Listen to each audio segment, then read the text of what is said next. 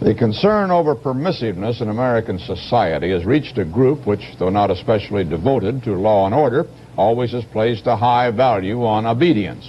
Here's Eric Severide's analysis.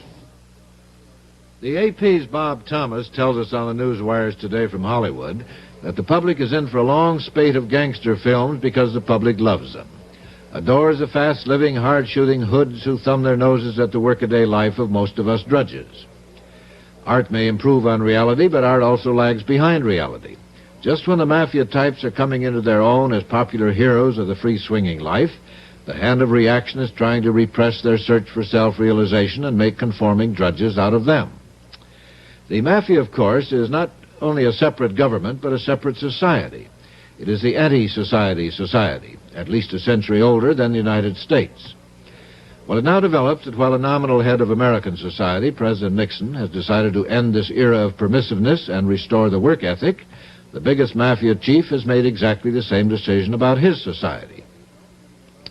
Carlo Gambino, head of the largest mafia family in New York, deplores the younger mafia generation and wants a return to the good old days when a young hood did his job, did not whine about fringe benefits, and had a little respect for tradition and his elders, including godfathers. Gambino thinks permissiveness has gone far enough. Even an anti-society society has to live in a state of law and order.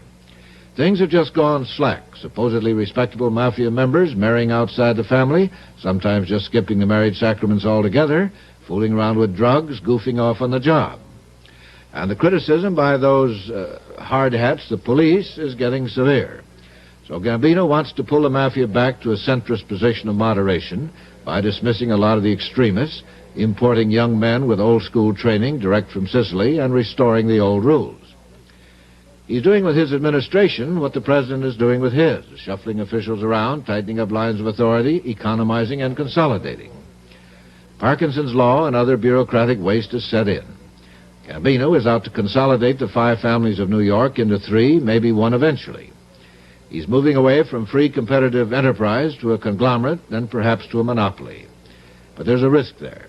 If the feds and local police can't catch the mafiosi in the act, pistols in hand, and can't get them on tax evasion charges, there's a new weapon available: antitrust suits.